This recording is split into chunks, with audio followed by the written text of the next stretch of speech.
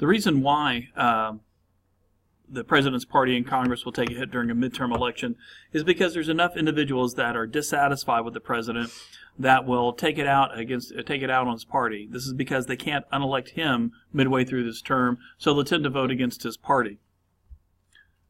Another thing that impacts congressional elections is the practice of drawing the lines.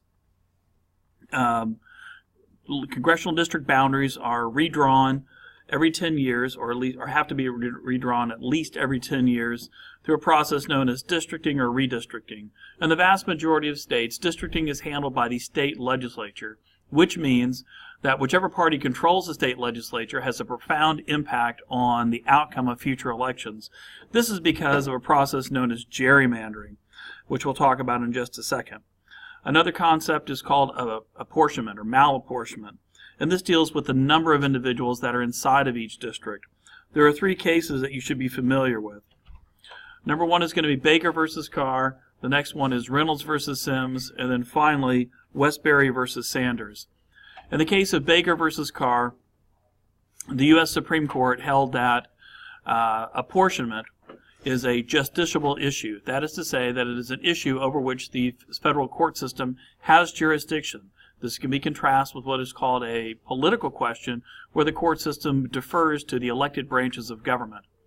Coming out of the court case Baker versus Carr, we get the phrase one man, one vote. So what the court is going to require is that the number of people in each district is going to have to be the same, or roughly the same, so that everybody's vote is weighted equally. In the case of Reynolds versus Sims, they applied this standard to state legislative districts, and in the case of Westbury versus Sanders, they will apply this concept to congressional districts. Gerrymandering is the process of drawing district boundaries to benefit or to hurt a particular political party or racial group. Racial gerrymandering is illegal. It is a violation of the Voting Rights Act of 1965.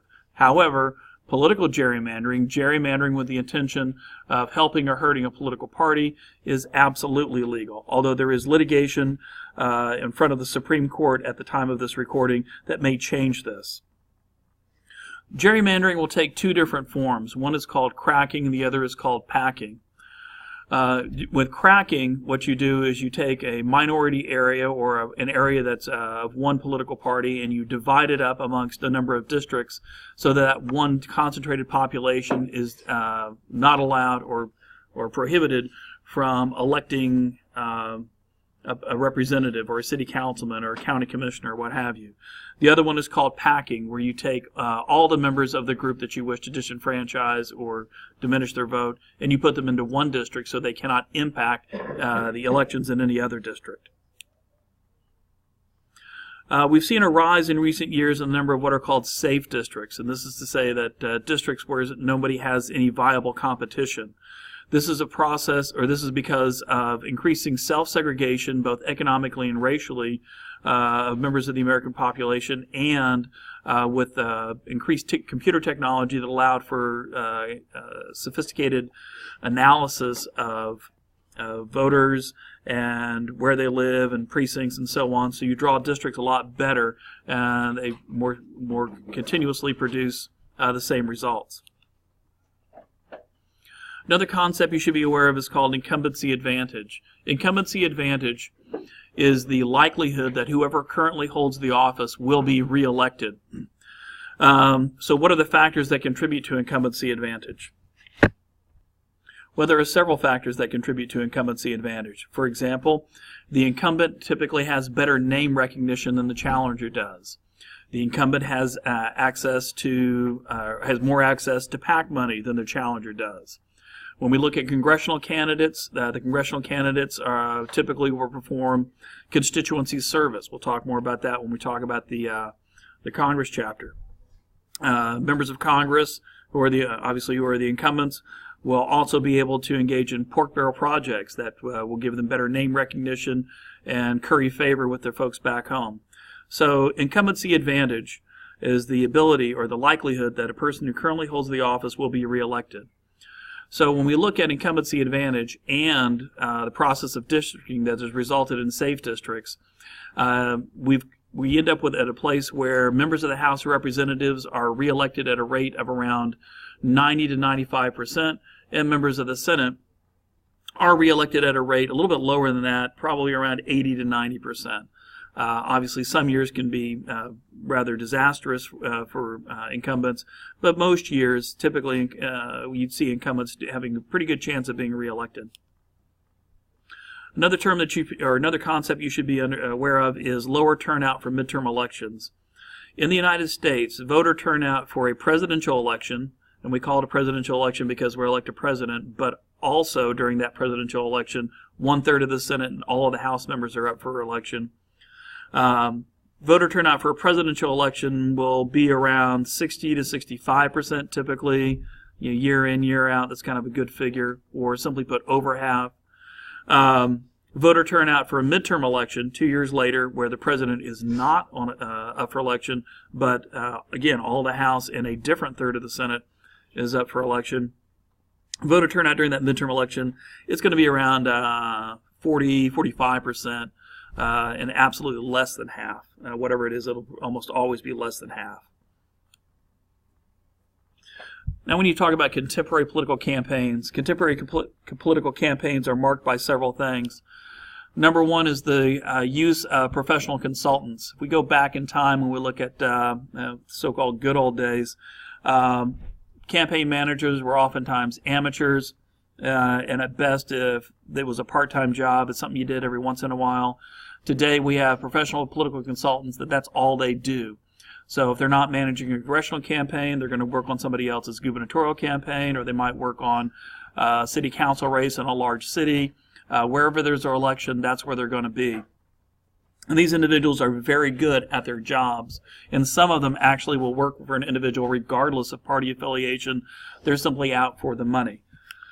We've also seen an increase in campaign costs. It costs an incredible amount of money to be elected to a member House or Senate, into the millions of dollars, and if your campaign can't raise that, you don't really stand much of a chance. So fundraising is something that members of Congress are constantly involved in. In fact, members of Congress will typically spend 3, 4, sometimes 5 hours a day on the phone soliciting money. It's probably a third to half of the time that they spend working is out there trying to raise money.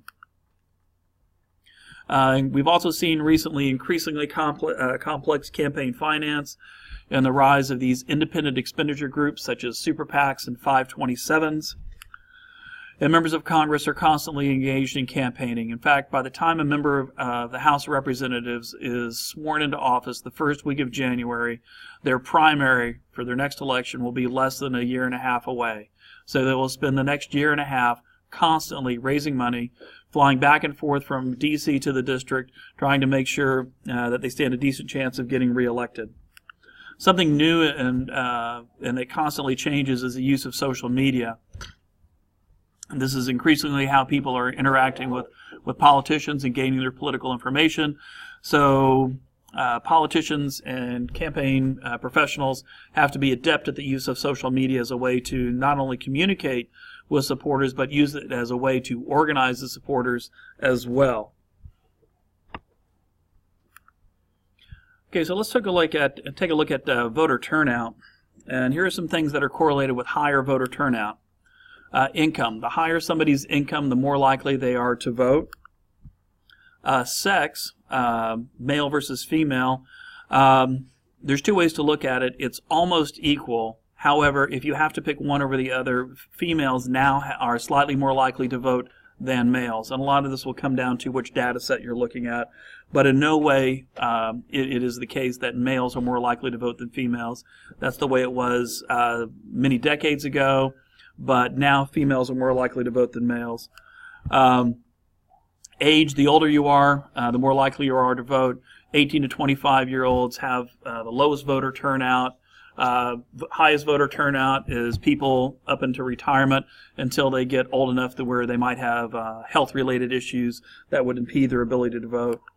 Education is a predictor of voter turnout. The more educated someone is, the more likely it is that they will engage in voting. Race, whites will vote more often than non-whites. but there's a caveat with this. African Americans will vote more than whites if we adjust for inflation, adjust for income. Again, whites vote more than non-whites. However, if I compare African Americans and whites earning the same amount of money, I will find that African Americans will outvote whites. And then finally, individuals that are joiners, or that is to say that individuals that are active in civil society. If someone attends a religious institution on a regular basis, they're more likely to vote. If someone is a member of a labor union, they're more likely to vote. If someone is involved in some sort of civic organization, they're more likely to vote. Anytime an individual is more engaged with other people, they are more likely to vote. Let's talk about the impact of media. Okay, first term is horse race. And by this phrase, what we're talking about is the media tends to focus on the horse race rather than the substance of the campaign. They tend to focus on polling data, who's ahead, who's behind, who's moving ahead, who's falling behind, rather than focusing on substantive issues such as which candidate stands for what policy and so forth.